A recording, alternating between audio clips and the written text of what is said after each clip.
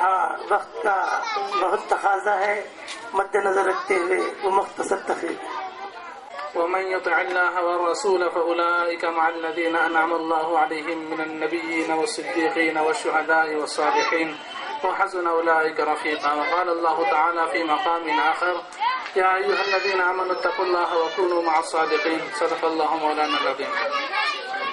آج سیرت اولیاء کے سلسلے میں جلسہ جو یہاں منعقد ہوا ہے، اس سلسلے میں گفتگو کے لیے میرے پاس کوئی طویل وقت نہیں ہے، لیکن یہ 5-10 منٹ کے وقفے کے اندر میں مختصراً اپنی بات بھی پیش کرنے کی کوشش کروں گا۔ اس سے پہلے میں ایک شعر سنانا چاہتا ہوں اولیاء اللہ کی عظمت اور اولیاء اللہ کے مقام کو سمجھنے کے لیے۔ ایک زمانہ صحبت اولیاء بہتر از سال طاعت بیریا۔ اولیاء اللہ کا مقام کیا ہے؟ قرآن کے اندر اللہ جگہ جگہ ہر پارے پارے کے اندر بیان کرتا ہے۔ اولیاء اللہ کے اس سیرت کے جلسے کے اندر میں اپنی تقریر کو 3 حصوں کے اندر تقسیم کرنا چاہوں گا۔ پہلا حصہ مقام اولیاء، دوسرا حصہ صفات اولیاء، تیسرا حصہ پیغام اولیاء۔ مقام اولیاء کیا ہے؟ مقام اولیاء یہ ہے کہ اللہ رب العالمین اس دنیا کی ترقی کے لیے اور اس دنیا کے ہمارے روحانی ترقی کے لیے اللہ نے ایک نظام ہمیں دیا ہے۔ وہ نظام یہ ہے کہ اللہ رب العالمین قادر ہے اور آپ نے اللہ کے نبی محمد رسول اللہ صلی اللہ علیہ وسلم کو اس امت کے لیے بھیجا تاکہ ہدایت کا پیغام، ہدایت کی روشنی ساری دنیا کے اندر پھیلا دیں۔ اور پھر اللہ کے نبی محمد رسول اللہ صلی اللہ علیہ وسلم کو لینے والے، دین کو لینے والے اللہ کے نبی سے صحابہ تھے، پھر صحابہ کے بعد یہ سلسلہ اولیاء سے جاری رہا اور اب تک دین جو پہنچ رہا ہے اولیاء سے پہنچ رہا ہے۔ اگر اولیاء کی کڑی کو کٹ کر دیں گے دین منقطع ہو جائے گا، دین صحیح معنوں میں ہم تک نہیں پہنچے گا۔ اولیاء اللہ کے مقام کو اللہ رب العالمین بیان کرتا ہے۔ قرآن کہتا ہے یا ایھا الذین آمنوا اتقوا اللہ، اے لوگوں اللہ سے ڈرو۔ قرآن حکم دے رہا ہے اللہ سے ڈرو۔ اللہ تیرا ڈر حاصل کریں تو کیسے کریں؟ نماز پڑھیں گے ڈر حاصل ہو جائے گا، روزہ رکھیں گے ڈر حاصل ہو جائے گا، یہ تو ظاہر بنے گا، باطن بننا ہے تو کیسے بنے؟ اللہ کہتا ہے جواباً وَكُونُوا مَعَ الصَّادِقِينَ، نیکوں کی صحبت اختیار کرو۔ ان اولیاء کی صحبت کے اندر آ جاؤ، تمہیں اللہ سمجھ میں آ جائے گا۔ ان اولیاء کی صحبت کے اندر آ جاؤ، تمہیں رسول سمجھ میں آ جائیں گے۔ ان اولیاء کی صحبت کے اندر تمہارا دل بنے گا، تمہارا ضمیر بنے گا، تم کو عبادت کے اندر مزہ آئے گا۔ اگر ان اولیاء کی صحبت کے بغیر اگر تم لاکھوں سجدے کرتے رہو، یہ سجدے تمہارے اللہ کے یہاں مقبول نہیں ہو سکیں گے۔ ان کی صحبت میں آ کر بیٹھنا پڑے گا۔ ان کی زیارت سے اللہ تمہارے دلوں کے اندر روشنی پیدا کریں گے۔ ان کی محبت اور عقیدت سے اللہ رب العالمین تم کو اونچا اٹھائیں گے۔ اگر تم یہ چاہتے ہو کہ اللہ کے پاس اپنی عبادت کو مقبول بناؤ تو تم کو چاہیے کہ تم اولیاء سے اپنی نسبت جوڑو۔ کوئی قابل ہے اپنی دین و دنیا کو بنانے کے لیے ان اولیاء سے دوستی کرو۔ ایک حدیث کے اندر آتا ہے اللہ کے نبی صلی اللہ علیہ وسلم فرماتے ہیں ایک آدمی اللہ کے دربار میں حاضر ہوگا، حاضر ہونے کے بعد اللہ رب العالمین پوچھیں گے کہ بندے کیا لے کر آیا؟ کہے گا اللہ میں بہت نماز لے کر آیا ہوں، روزہ لے کر آیا ہوں، زکوٰۃ، حج سب کچھ کر کے آیا ہوں، عبادتیں۔ اللہ کہیں گے کہ یہ میرے لیے نہیں، اللہ میں نماز تیرے لیے پڑھ کے آیا ہوں۔ اللہ کہیں گے کہ تو نے نماز پڑھا، لوگوں نے کہا نمازی، تو روزہ رکھا، لوگوں نے کہا بہت بڑا روزدار، تو نے صدقہ کیا، لوگوں نے کہا بہت دینے والا، میرے لیے کیا کیا؟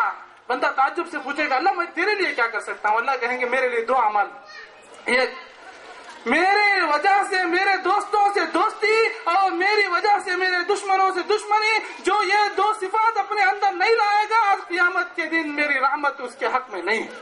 ان اولیاء کی محبت دل کے اندر بسائیں گے تو اللہ ملیں گے، ان اولیاء کی محبت کو دل کے اندر بسائیں گے تو اللہ کی رحمت ملے گی۔ کہ مقام اولیاء، پیغام اولیاء کیا؟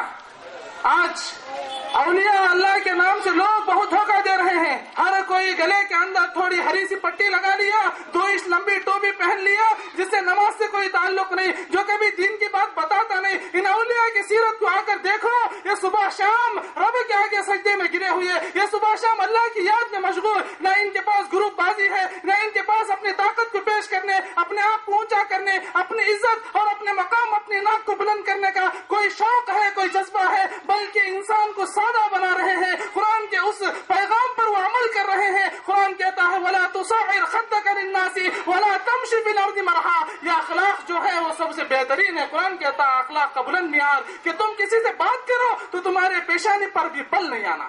یہ تمہارا حسن سلوک ہونا چاہیے. ان اولیاء کے نام سے بد اخلاق اپنی گردن کو اکڑائے ہوئے اپنے آپ کو فخری انداز کے اندر آگے بڑھ کر یہ کہتا ہے کہ ہم اولیاء سے ملا دیں گے اور ہم تمہیں جنت کے اندر داخل کر دیں گے. اللہ کے نبی نے صحابہ کو بغیر عمل کے اور ابو طالب کو بغیر ایمان کی جنت کے اندر نہیں لے جا سکے. تو یہ کون ہے جو دھوکہ دے کر کہتا ہے کہ ہم تمہیں جنت کے اندر داخل کر دیں گے؟ اللہ عمل ضروری ہے اور اولیاء سے جو ہے اپنا تعلق ضروری ہے. تو میں جو ہے وقت کی قلت کی بنیاد پر اپنی بات کو جو ہے یہیں پر روکتا ہوں. وآخر دعوانا الحمدللہ رب العالمین. اب ہمارے سامنے شاہ نصر اللہ صاحب، نصر اللہ باجا صاحب قاضی انشاءاللہ 2 منٹ آپ کے سامنے خطاب کریں گے. السلام علیکم. الحمدللہ شہر کی ایک مشہور ہستی جن کو تقریباً سارا کڑپا شہر حضرت علی مراد شاہ صاحب اللہ کے نام سے جانتا ہے. آج 120 پر 3واں سالہ سندل شریف کا انعقاد عمل میں آیا اور اس سلسلے میں سندل والی کے بعد یہ جو جلسہ منعقد کیا گیا ماشاءاللہ آپ لوگوں کو یہاں پر بیٹھے ہوئے بزرگ ہستیوں نے اپنے انمول باتوں سے آپ لوگوں کو دین، اسلام اور حق کی باتیں سمجھانے کی کوشش کیے.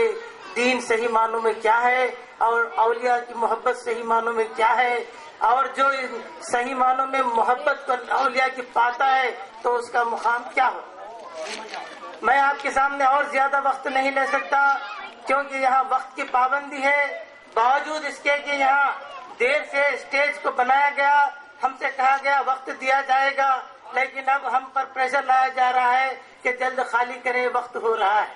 یہ بڑے افسوس کی بات ہے. دیر سے دیا گیا اور پھر پریشر ڈال رہے ہیں کہ جلدی خالی کریں. بہرحال میں ختم کر رہا ہوں صرف 2-3 باتوں میں کہ یہ اولیاء کیا ہوتے ہیں اور دنیا ان کے آگے کیوں جھکتی ہے. ایک شعر ہے، فقیر اپنی کمل کو جب تانتا ہے تو شال اور دوشالے پشم جانتا ہے. یہ اولیاء جو اللہ کے فقیر ہیں جب اپنی کمل کو تانتے ہیں اور جب وہ قناعت کی کمل کو اپنے اوپر اوڑھ لیتے ہیں تو دنیا کی دولت کو اپنی جوتی کے برابر سمجھتے ہیں. اسی لیے دنیا والے ان کی جوتیوں پر نثار ہوتے ہیں، ان کی جوتیوں پر قربان ہوتے ہیں. ان کو دنیا والوں سے کوئی نسبت نہیں ہوتی اور دنیا والوں کا ان کے پاس کوئی مقام نہیں ہوتا. کہا جاتا ہے کہ ایک بزرگ ایک دربان کو رکھے تھے. ایک مالدار دیکھا ایک فقیر کے در پہ ایک دربان. یہ بڑے تعجب کی بات ہے اور اس نے کہا درے درویش را دربان باشد.